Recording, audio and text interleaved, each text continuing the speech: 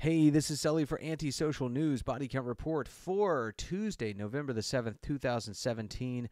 And I'm going to jump straight off to a story that is near and dear to my heart. We got West Africa, Togo, and there is some good news out of there. These people have been fighting for their lives, for their freedom, for their rights, for democracy for decades. And just today, we've got a report out of AfricanNews.com. Togo releases 42 detained protesters, drops 2013 case against opposition leader. Check out this article.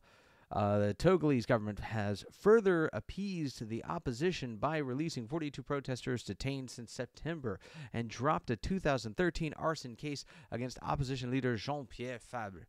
Okay, so why is this important? This is a people in West Africa, in Togo, which is a country near Ghana and the Côte d'Ivoire, and they like I said, they've been fighting for democracy for decades against the Nasingbe dynasty. So check out the videos, check out the link, check out the story, check out the plight of the Togolese people and how they are triumphing, because this is a human rights story. This is a human life story. This isn't celebrity bull crap. This is real. Check it out, AfricanNews.com. I'm so excited. Human life is the only thing that matters, which is why that's all I talk about here on the Body Count Report. People either fighting for or losing their lives around the world. We are moving to another part of the world where a lot of people are losing their lives, Venezuela, and this is one of the people who's fighting for their lives. As I described last week when I talked about how dangerous it was to be a U.S. president, saying that basically 1/10 of everybody else who's done your job gets killed in office,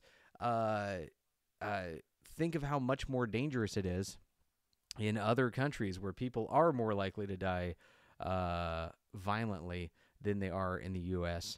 So this is a very, very scary situation for Mr. Freddy Guevara, the opposition leader who ran against Maduro, the dictator, and he is now hiding out in the Chilean ambassador's residence in Caracas, inside the lines of Venezuela, where the dictator's minions might be able to get to him. So, oh boy, that's got to be a very uncomfortable situation. I am very uncomforted. It's a scary thing. I'm empathizing with him, and that is a scary feeling. So I really hope we can get him somewhere safer than just this little compound there in Caracas. I like how they're like straight up doxing him. They're like, "This is where he is, everybody." So yeah, that's scary. It's a scary situation, especially since they encourage jingoist nationalism, but basically feeding the people that sign up for the to be chauvinistas. So which is, I guess the best way to describe it is the thought of being a brown shirt or a Hitler Youth in the National Socialist Workers' Party of Germany. That's kind of what the chauvinistas program is in Venezuela. A lot of overlap there, so it's pretty disgusting, and it's very scary to see them hunting down and intimidating political rivals. That is not what freedom and democracy is about, and it's disgusting to see a perversion of that here in this hemisphere. Let us move on. We're going to move on to Jerusalem Post, where we're going to watch a little video. Why are we going to watch a video? Because it's a terrorist video. Watch. Palestinian terror group threatens IDF, promises war with Israel. PLO to UN, Hamas and PFLP are not terrorist organizations. Palestinian terror group lashes out at post expose Israeli parties. Okay, so the organization, which has been classified as a terrorist group by both EU and US, boasts of preparing for a major conflict with Israel. And look at this. Look at these guys here, huh? Well, where's this? Where are they getting all this screen printed stuff? Honestly, that looks like they got their uniform screen printed. I just want to know. Do they have little screen printing situation there? Do they call it Vistaprint? It has to say La ilaha Muhammad Rasulullah. It has to be very visible, okay? I don't want anything not visible. Very from a distance, and our logo needs to be front and center because when it comes to terrorism, it is branding, branding, branding. Okay, okay, okay. So we are going to take a look at their video. We're gonna watch this on my video on my channel right here, and you don't need to watch it anywhere else. You don't need to watch it on their channel. Don't give them another click. Here we go. Look at this. They're in their terror tunnel. Oh, isn't that a nice terror tunnel? And that money was meant for schools, you jackasses. Nice wool coat. It makes them look like the like they're in some sort of big hair band glam rock situation. All right, so they're showing how they can target people on the street, on the road. And there we go. They're showing how they can shoot innocent people if they wanted to. I think they're threatening people building in disputed areas. Threats that the UN is 100% okay with. They are 100% okay with threatening Israelis who are building in disputed settlement areas. They think that is fine. I want to talk about some of these guys here. Let's go back. Let's look at this. Let's do a little video breakdown here. Okay. Is it just me, or does this guy need a tan? Like he's kind of pasty. I wonder what SPF level that guy uses. It looks a little pasty. Oh, weird.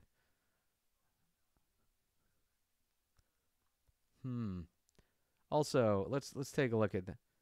Now, they're building the terror tunnels. Terror tunnels are expensive. Do you know how many schools have to go without like a proper lunch program there in the Palestinian areas because those terror tunnels? I wonder, how much getting these screen printed headbands cost too. Look at that. They really put some time in there. Got circular logos front and center. Oh yeah, and that isn't just the la la la. That's something else.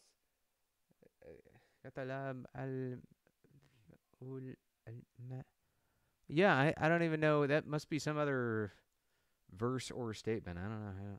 I don't really here, but I mean, my point is that how much money are these jackasses spending that could have been spent to better the lives of the people in Palestinian Authority governed regions there, but instead they've wasted. Oh, look, a variation of the headband. You can get a headband not just white and red. You can also get one that's that's subdued digicam, and they have options. So I guess you could do like variations. Oh, guys, we're going to our BS militia to do some YouTube videos. Grab your AK, and headband uniform of the day is digicam. Okay, they really don't like seeing all this progress here. See, I would like to clarify too. Well, they're so angry. See, they wasted all their money on terror tunnels. Okay, these things. They wasted their money on terror tunnel and headbands, digicam headbands, which is why they're so upset at looking at these Israelis. Oh, these Israelis, they take advantage of us. Oh, yes. Look, they're building stuff. Yeah, you could have built stuff too if you didn't waste your money on bull crap. Oh my gosh. Okay. There we go. That's human life. That's people losing their lives because that's all that's going to happen to these guys. Oh, I got an AK-47. Guess what? Israel's got a whole army with better weaponry than that, plus an Iron Dome. So, good luck. Good luck looking tough on YouTube, going up against them. All you're going to do is die. Okay. Now, NATO is boosting the troops to Afghanistan because Afghanistan's been having a surge of terror attacks from Taliban to ISIS attacking in Afghanistan. We have seen 64 people killed in terror attacks by the Taliban, And then just today, they cannot silence us. Kabul station back on air moments after terrorist attack. Huh? And that just lights me up. Okay, so these terrorists try to silence free press. This is Islamic State apparently today. They ran into a news station, dressed up as police officers, shot up the place. Over 20 people are wounded, and one person has died. So our hearts go out to the people there, and I really love the Shui Charlie just rock on attitude they got here. They cannot silence us. Just huh. I love that spirit. Okay, we're gonna take a look too at some pictures. These are from, if you don't know what I'm talking about these terror attacks in Afghanistan. Twin terror attacks rocked Kabul just a few weeks back. This just in October, killing over 60 people. It was absolutely horrific. I mean, just look at the pile of carnage left in the wake of the terror attack there. I really just want people to know this is a serious situation. I'm going to put links to what's going on, the stories out of Kabul, and thank you so much for watching. Big shout out to all of our new subscribers from Big Man Tyrone's channel. Thank you so much. Supreme President of Kekistan. Also, you're in my prayers. Kabul, Israel, Togo, Somalia, San Antonio. I mean, just it's hard doing this show. It really puts you in a dark place a lot of times, because you just have to be there in the ugliness all around the world. And that's why I like to focus on amazing, beautiful stories when I can.